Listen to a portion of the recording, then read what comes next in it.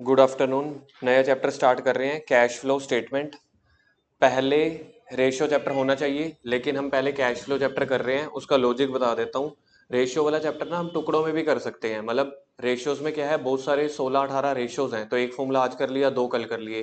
Cash flow एक ऐसा chapter है, सबसे पहले वाइवा में पूछा जाएगा। दूसरे नंबर पे जो आपका प्रोजेक्ट है कैश फ्लो स्टेटमेंट के ऊपर आता है। तीसरे नंबर पे जो आपका वहां पे रिटर्न वाइवा होगा। आपको पता है ना, एक वाइवा होना है 4-6 नंबर का, एक 4-6 नंबर का आपका रिटर्न क्वेश्चंस का टेस्ट भी होगा, कुछ रेशियो का, कुछ कैश फ्लो का। तो कैश फ्लो चैप्टर वाइवा में या प्रैक्टिकल में सबसे इंपॉर्टेंट, सबसे ज्यादा पूछा जाता है। तो मैंने यहाँ पे लिखा हुआ है, एक तो प्रैक्टिकल में भी पूछा जाएगा वाइवा आपसे, ठीक है जी। और जो फाइनल की बात करते हैं, फाइनल में जो हमारे क्वेश्चन पेपर का सबसे आखिरी क्वेश्चन होता है, हमारे क्वेश्चन पेपर का जो सबसे लास्ट क्वेश्चन होता है 6 मार्क्स का, वो कैश फ्लो का है। फिक्स है, without any choice. Cash flow chapter के लिए आपको लगातार 5-6 दिन की कनेक्टिविटी चाहिए। लगातार आपको 5-6 दिन सीखना पड़ेगा, तब जाके समझ में आएगा। आप आज आ गए, कल आ गए, परसों नहीं आए, आपका चैप्टर का फ्लो टूट जाएगा। कैश फ्लो पूरे सिलेबस का ऐसा चैप्टर है जो फर्स्ट से लेके एंड तक आपका इकट्ठा चलना चाहिए, बीच में एक भी दिन मिस नहीं होना चाहिए। जहां पे दिन मिस होने की बारी आएगी मैं आपका बता दूंगा कि इस क्लास की आप रिकॉर्डिंग लगा लो, तब भी समझ आ जाएगा। ठीक है जी। तो पहले हम बात करते हैं एग्जाम के पॉइंट ऑफ व्यू से। एग्जाम में कैश फ्लो का चैप्टर 8 नंबर का, 7 नंबर का आएगा। एक हमारे क्वेश्चन पेपर का सबसे आखिरी क्वेश्चन होता है जनरली 34 क्वेश्चन आते हैं, तो 34वां क्वेश्चन, 34th क्वेश्चन 6 मार्क्स का आएगा कैश फ्लो स्टेटमेंट का, 6 नंबर का। फिर उसी सेक्शन में दो एमसीक्यूज क्वेश्चन आएंगे कैश फ्लो के, 8 नंबर हो गए। तीसरे नंबर पे जो आपको प्रोजेक्ट बनाना है उसमें कैश फ्लो का क्वेश्चन करना होता है। वाइवा वाला टीचर कैश फ्लो का पूछेगा, वहां पे 4 नंबर का वाइवा का एक क्वेश्चन भी होगा। ओवरऑल देखा जाए 12 नंबर में कैश फ्लो कवर होता है। ओवरऑल 100 में से, 80 में से नहीं, 80 में से नहीं, 100 में से ओवरऑल 10 से 12-13 नंबर का कैश फ्लो का चैप्टर कवर होता है, वाइवा प्रैक्टिकल को मिला के और एग्जाम में 8 नंबर का क्वेश्चन मिला के। तो कैश फ्लो चैप्टर जो हम करते हैं डिस्कस, तो मैंने आपको एक तो ये बता दिया, इस चैप्टर को मुझे आपको एग्जाम के लिए प्रिपेयर करना है, साथ साथ वाइवा के लिए भी प्रिपेयर करके रखना है। इसमें टॉपिक्स क्या हैं, इसमें टॉपिक्स मैं आपको पहले बता देता हूं।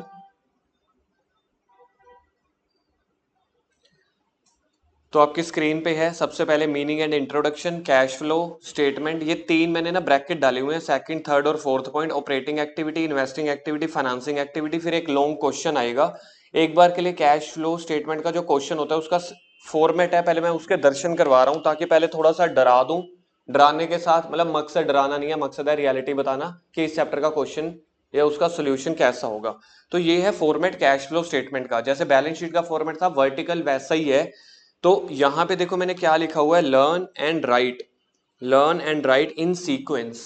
बैलेंस शीट सेम याद की थी, तो ये भी सेम याद करेंगे। बैलेंस शीट में मेजर हेड, सब हेड सेम याद किए थे, यहाँ पे भी सेम याद करेंगे। बैलेंस शीट में क्या चेंजेस थे, जो आइटम्स थी ना, मैंने कहा था आइटम्स ऊपर नीचे कर सकते हो, यहाँ पे भी जो आइटम्स होंगी वो आगे पीछे कर सकते हो। मेजर हेड, सब हेड सेम रहने वाले हैं।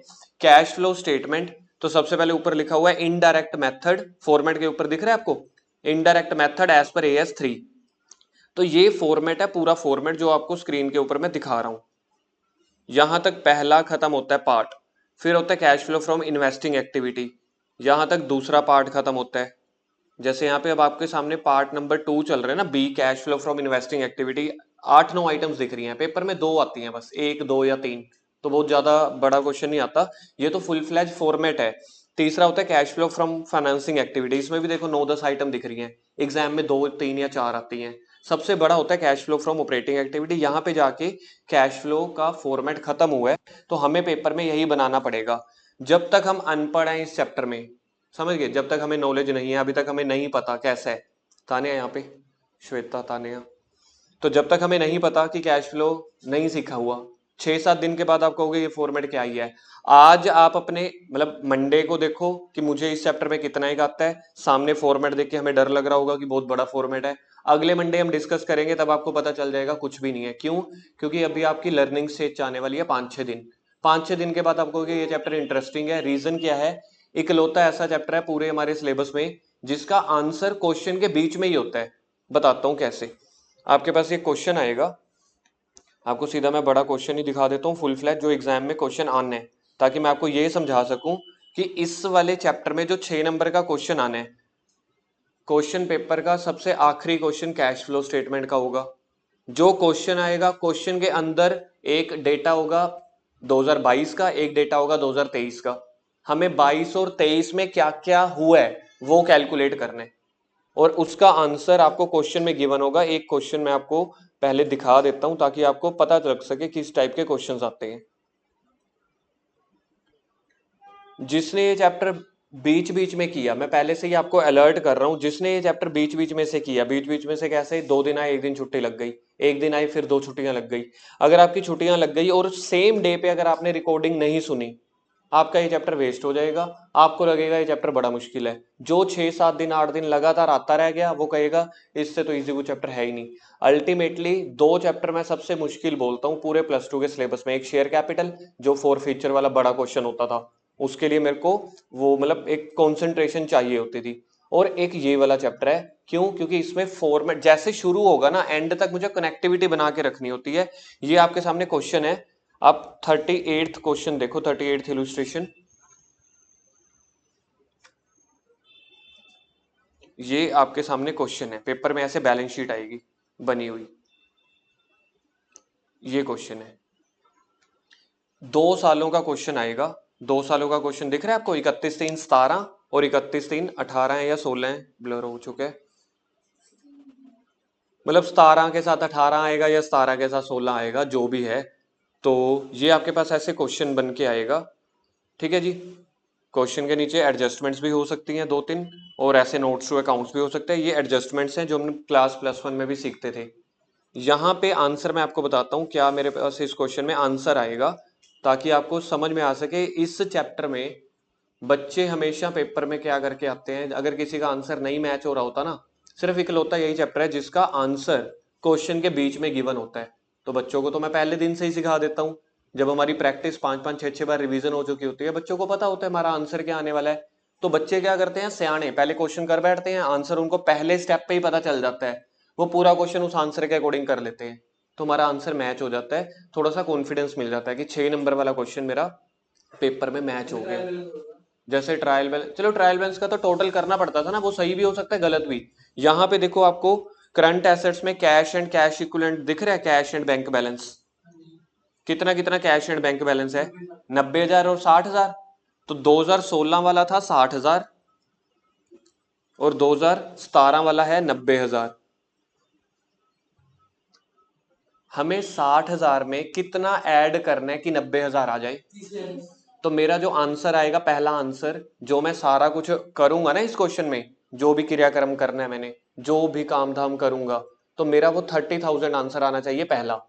उसमें 60,000 कौन सा, ओपनिंग वाला, पिछले साल वाला, प्लस कर देना। तो 60,000 मेरे पास है, 90,000 मेरा आंसर है। तो बताओ 60,000 में कितना आना चाहिए कि 90,000 आ जाए, 30,000। तो जो भी हम अपने स्टेप्स फॉलो करेंगे ना, तो उसका आंसर 30,000 होना चाहिए, तभी वो मिला के 90,000 बनेगा। अगर एक बच्चे का आंसर आया वो वाला 40,000, तो वो 60,000 में 40,000 ऐड करेगा, 1 लाख बनेगा। तो आपको पता चल जाएगा आपका वो 40,000 गलत है। तो आपको इन दोनों का जो डिफरेंस है ना, 60 और 90 का, अल्टीमेटली वो आंसर है। वो आंसर नहीं है, वो सब आंसर है। आंसर अल्टीमेटली ये वाला होता है 90,000। जो क्लोजिंग कैश दिया हुआ है ना आपको, क्लोजिंग कैश कितना दिया हुआ है, 90,000। अल्टीमेटली आंसर ये है। 60,000 भी दिया हुआ है, 90,000 भी दिया हुआ है। तो जो आपका सब आंसर है, जो बीच का स्टेप्स का सॉल्यूशन निकलना चाहिए, वो 30,000 निकलना चाहिए। तो कई बच्चे 30,000 को आंसर मान सकते हो, कई बच्चे 90,000 को आंसर मान सकते हो, लेकिन अल्टीमेटली आना चाहिए आपके पास 30,000। यहां से बच्चों को पता चल जाता है। किसी बच्चे का आया 25,000, उसने 60,000 में 25,000 प्लस किए, तो मतलब आपका आंसर वो गलत है। आपको किसी ना किसी तरीके से 30,000 रुपए के ऊपर आना है। फिर भी लास्ट में अगर मेरे पास टाइम नहीं है, ठीक है, लास्ट में कुछ नहीं है, तो जो आपका आंसर आ रहा होगा ना 25, 30, 35, 40, एक बार के लिए उसको 30 लिख देना। पर ये स्कीम सबको नहीं बतानी।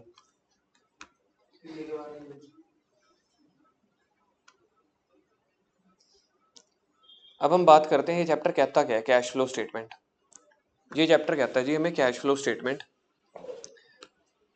कैश फ्लो, एक साल में कैश का कितना फ्लो हुआ है उसकी स्टेटमेंट बना लो, उसको बोलेंगे कैश फ्लो स्टेटमेंट। ये वाला चैप्टर आपका फुली बेस्ड होगा कैश बेसिस पे। ये वाला चैप्टर आपका फुली बेस होगा कैश बेसिस पे। क्लास प्लस वन में एक चैप्टर करते थे कैश बुक, जहां पे हम क्रेडिट ट्रांजैक्शन को नहीं लिखते थे। क्लास प्लस वन में एक चैप्टर करते थे कैश बुक, जहां पे हम क्रेडिट ट्रांजैक्शन को नहीं लिखते थे। सेम ऐसे ही यहाँ पे भी आपको क्रेडिट वाली ट्रांजैक्शन नहीं देखनी। मैं आपको एक सिचुएशन देता हूँ। फॉर एग्जाम्पल, मैंने 10,000 का एक सामान खरीदा, 10,000 का मैंने सामान परचेज किया, उसको मैंने सेल किया है, सेल किया मैंने 13,000 रुपये में, लेकिन ऑन क्रेडिट। बताना मेरा प्रॉफिट कितना हुआ? नहीं, प्रॉफिट जीरो कौन बोल रहा है फिर? 10,000 वाला मैंने सामान 13 में बेचा, 3,000 का प्रॉफिट हुआ, लेकिन उधार पे बेचा। तो देखा जाए मेरे पास कैश बैलेंस कितने हैं सेम दिन पे? कैश बैलेंस जीरो है। यानी कि पहली सिचुएशन इस चैप्टर की जो सबसे टेक्निकल है। वैसे ये वाली चीज आते आते 2 दिन या 1.5 दिन लग जाता होता है, लेकिन आज हमारा थोड़ा सा टाइम वेस्ट हुआ है, तो बिल्कुल पिन पॉइंट में पॉइंट पे आ रहा हूँ, स्ट्रेट फॉरवर्ड। यहां पे आपको ये देखना पड़ेगा कैश और profit is not equal. Cash एक अलग चीज होती है, प्रॉफिट एक अलग चीज होती है। क्योंकि जब तक हम अकाउंट सीख रहे हैं, हम अकाउंट्स हमेशा सीखते हैं एक्रूवल बेसिस पे। एक्रूवल बेसिस कहता है आपको सारी ट्रांजैक्शंस रिकॉर्ड करनी है अपनी बुक्स ऑफ अकाउंट्स में, चाहे वो क्रेडिट की है चाहे कैश की है। तभी तो क्रेडिट सेल के डेटर्स भी आप रिकॉर्ड करते हो, क्रेडिट परचेज के क्रेडिटर्स भी रिकॉर्ड करते हो, कभी आप वेजेस आउटस्टैंडिंग को भी रिकॉर्ड करते हो, एक्रूड इंटरेस्ट को भी। मतलब सारी ट्रांजैक्शन जो बिजनेस में हो रही हैं आप हमेशा रिकॉर्ड करते हो। उससे बिजनेस का प्रॉफिट या लॉस कैलकुलेट हो जाता है, उससे बिजनेस का प्रॉफिट या लॉस कैलकुलेट हो जाता है। लेकिन क्या जो प्रॉफिट आपको हुआ है, क्या सच में आपकी जेब में, आपके बैंक में उतने पैसे आ गए? जरूरी नहीं है। उसकी सबसे बड़ी एग्जांपल मैंने स्क्रीन पे लिख दी। आपने सामान बेचा 10 वाला, कितने में? 13 में। कितने का प्रॉफिट हुआ? 3,000 का प्रॉफिट हुआ। गवर्नमेंट इस 3,000 के ऊपर टैक्स लेने आ जाएगी, 10% या 30%, जो भी टैक्स है। लेकिन आप गवर्नमेंट को कहोगे यार मैंने तो उधार पे बेचा है, गवर्नमेंट कहेगी भाई अपने आप देखो, इंडिया का जो रूल है, इंडिया का नहीं ग्लोबली रूल है, यूएस और कैनेडियन कंपनीज भी यही रूल फॉलो करती हैं एक्रूवल बेसिस। आप माल कैश पे बेचो, क्रेडिट पे बेचो, हमें हमारा प्रॉफिट और लॉस कैलकुलेट करो हर 31 मार्च को। हर साल के 31 मार्च को पूरे साल का प्रॉफिट कैलकुलेट करो। चाहे आपको सेल का पैसा मिला है चाहे नहीं मिला, आप प्रॉफिट कैलकुलेट करो एक्रूवल बेसिस से। एक्रूवल बेसिस क्या कहता है? कैश और क्रेडिट सब कुछ लिखो यार, जो हो गया लिख दो। पैसा मिलना ना मिलना, थोड़ा लेट मिलना, चलता रहेगा, उसके हिसाब से हमें टैक्स भर दो। आपको सामने से पैसा मिला नहीं मिला, गवर्नमेंट वेट नहीं करेगी। गवर्नमेंट ने आपके ऊपर ड्यूटी लगा दी। अगर आपको, हम तो आपके ऊपर टैक्स लगा रहे हैं, आपके कस्टमर ने आपको पैसा नहीं दिया तो आपकी ड्यूटी बनती है उससे पैसा जल्दी रिकवर करो। गवर्नमेंट जो टैक्स कलेक्ट करती है वो एक्रूवल बेसिस के हिसाब से कलेक्ट करती है।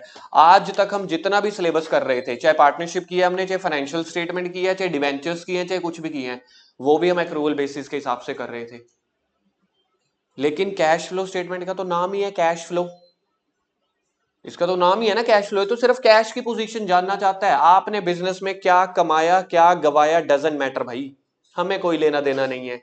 हमें ये बताओ कि आज आपका पहला साल शुरू हुआ है 1 अप्रैल को।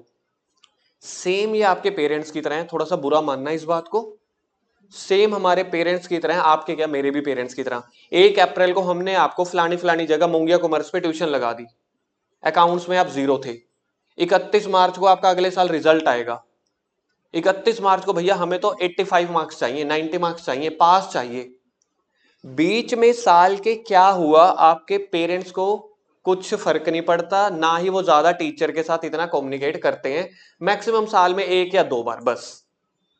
लेकिन उनको चाहिए पहले दिन और आखिरी दिन, इन दोनों का रिजल्ट।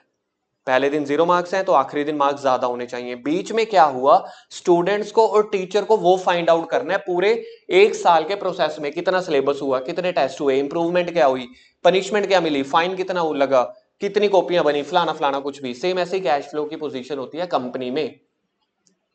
कंपनी में स्टार्टिंग वाले दिन 1 अप्रैल को जब नया साल शुरू हुआ 1 लाख रुपए था, कंपनी में 1 लाख रुपए था। साल पूरा खत्म हुआ, कंपनी में 3.5 लाख रुपए पड़े। बताओ कितने का चेंज हुआ? पोजीशन बता देता हूं मैं आपको, भूल गए होगे। कंपनी में 1 अप्रैल को 1 लाख रुपए पड़ा था, 31 मार्च को 1 साल के बाद उसी कंपनी के अंदर 3.5 लाख रुपए पड़े। 2.5 लाख का चेंज आया ना, ये कैश है 1 अप्रैल का, ये आपको क्वेश्चन में गिवन होगा। ये कैश है 31 मार्च का, ये आपको क्वेश्चन में गिवन होगा। साल के बीच में कैश में क्या पोजीशन में चेंज आया है, कैश में क्या फ्लो हुआ है, वो फ्लो इनफ्लो भी हो सकता है, वो फ्लो आउटफ्लो भी हो सकता है। मैंने अभी तक आपको फ्लो की बात की है, इनफ्लो आउटफ्लो की बात नहीं की। तो हमें इस चैप्टर में कैश का फ्लो चेक करना है, एक साल से दूसरे साल में कैश फ्लो में क्या चेंज, कैश में कितने का फ्लो आया है।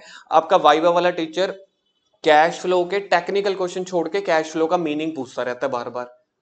आप अपने सीनियर से पूछना पिछले साल वाइवा वाले टीचर ने क्या क्या क्वेश्चंस पुट किए थे।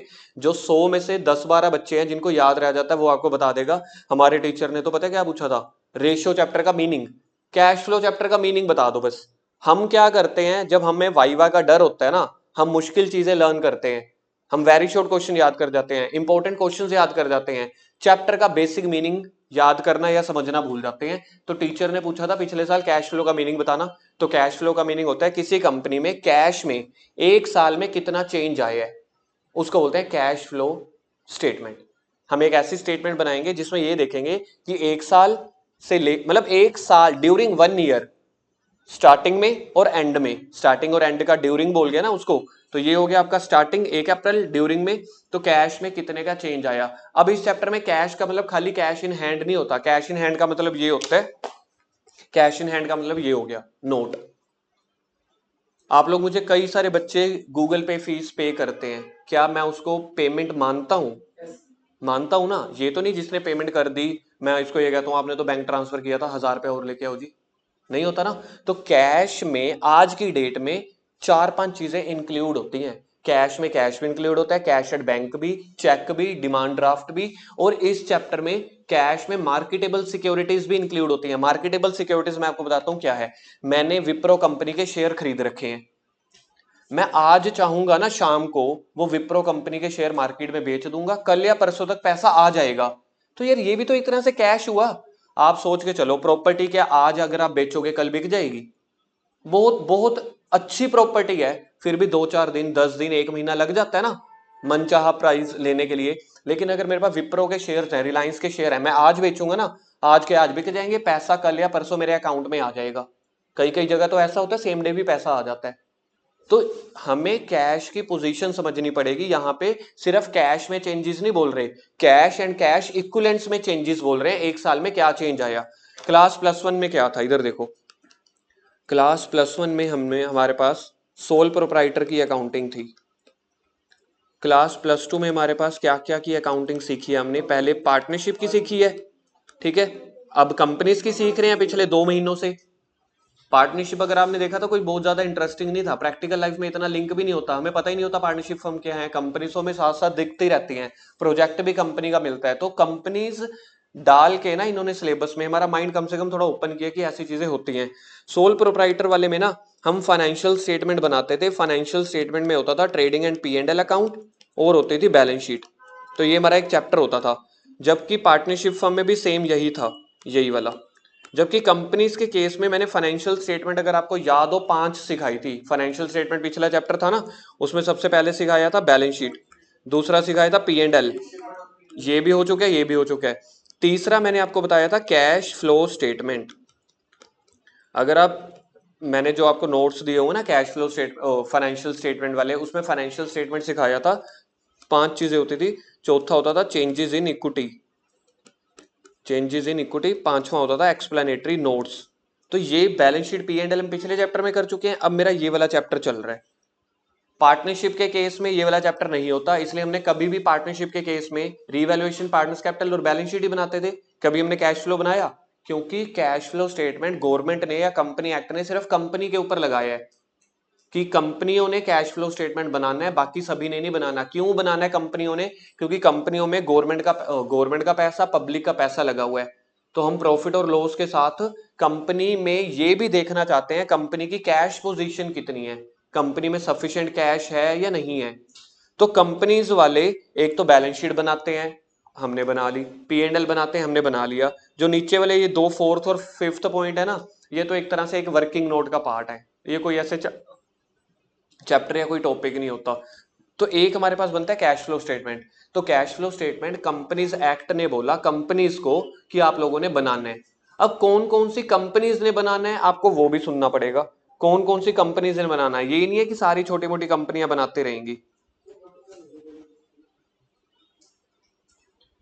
सबसे पहले आपको ये एप्लीकेबिलिटी देखना पड़ेगा, जो इंपॉर्टेंट पॉइंट है कि कैश फ्लो स्टेटमेंट कौन सी कंपनीज ने बनाना है। पहले आपको कैश फ्लो स्टेटमेंट का मीनिंग समझ आया? एक ऐसी स्टेटमेंट जिसमें हम कंपनी की कैश की पोजीशन बताते हैं कि 1 अप्रैल को उनके पास कितना कैश था, 31 मार्च को 1 साल के बाद उनका कितना कैश है, तो यानी कि पूरे साल में उनके कैश में क्या चेंजेस आए हैं, कैश में क्या फ्लो आया है। तो एक ऐसी स्टेटमेंट बनानी है, जैसे हम बैलेंस शीट बनाते हैं, P&L बनाते हैं, ऐसे ही कैश फ्लो स्टेटमेंट बनानी है। अब बनानी किसने है? क्या प्रोप्राइटरशिप ने बनाना है? पिछले साल आपने कैश फ्लो स्टेटमेंट का कोई चैप्टर सीखा था क्या? तो मतलब प्रोप्राइटर वालों ने नहीं बनाना होता। पार्टनरशिप में मैंने कैश फ्लो स्टेटमेंट बनाई है तो उन्होंने भी नहीं बनाना, कंपनीज वालों ने बनानी है। और कंपनियां भी हमने बता दिया जो बड़ी मोटी कंपनियां होंगी, जिसमें एप्लीकेबिलिटी में पॉइंट नंबर 1 देखो, all listed companies. Listed company वो होती हैं जो शेयर मार्केट में लिस्ट है, जिनकी हम ट्रेडिंग करते होते हैं, जैसे रिलायंस, टाटा, आईटीसी, डाबर, पतंजलि पता नहीं है कि नहीं, हाँ। तो ऐसी कंपनियां होती हैं लिस्टेड कंपनी, तो इनको कैश फ्लो स्टेटमेंट बनाना मैंडेटरी है। क्यों? क्योंकि यहाँ पे पब्लिक का पैसा इन्वॉल्व है, तो पब्लिक देखेगी ना पैसा कहाँ आ रहा है कहाँ जा रहा है। दूसरे नंबर पे आप लोग पढ़ो, दूसरे नंबर पे एग्जाम का क्वेश्चन है ये, ऑल अदर बिजनेस या कंपनीज। ऑल अदर यहाँ पे बिजनेसेस है। हाँ, एक चीज मैं आपको गलत समझा गया, आप लोग देखना, आप लोगों से पता लगता है यहाँ पे बिजनेस है, कंपनी वर्ड नहीं है। क्या आप इसकी इंटरप्रिटेशन निकाल सकते हो यार? पहले तो सारी लिस्टेड कंपनीज जो स्टॉक मार्केट में लिस्ट है। दूसरा, all other business, business companies नहीं, बिजनेस हुज टर्नओवर, टर्नओवर का मतलब है सेल, मोर देन 50 करोड़ हो। अब मैं आपको अपनी बात करता हूँ, मोंगिया कॉमर्स एकेडमी ट्यूशंस बहुत अच्छी चलने लग गई, ऑल ओवर इंडिया से स्टूडेंट आने लग गए। एक साल में मैंने 60 करोड़ रुपए की सेल करी। क्या मुझे, मोंगिया कॉमर्स एकेडमी प्रोप्राइटर है, क्योंकि मैं आपको पता है ना मैं अपना अकेला मालिक हूं, मेरे साथ कोई भी पार्टनर नहीं है। क्या मुझे कैश फ्लो स्टेटमेंट बनानी पड़ेगी? क्यों नहीं बनानी पड़ेगी? लेकिन इधर वर्ड क्या लिखा हुआ है, एक बार फिर से आपको मौका दे रहा हूं, ऑल अदर बिजनेस कंपनीज नहीं लिखा हुआ। ऑल अदर बिजनेस में सोल प्रोप्राइटर भी हो सकता है सिमरन, ऑल अदर बिजनेस में पार्टनरशिप फर्म भी हो सकती है, ऑल अदर बिजनेस में कोई भी बिजनेस हो सकता है जिसकी टर्नओवर 50 CR से ज्यादा हो, तो उसको भी कैश फ्लो स्टेटमेंट बनानी पड़ सकती है। तो ये आपको पॉइंट याद रखना है 50 CR वाला। चलो बाकी कल करते हैं।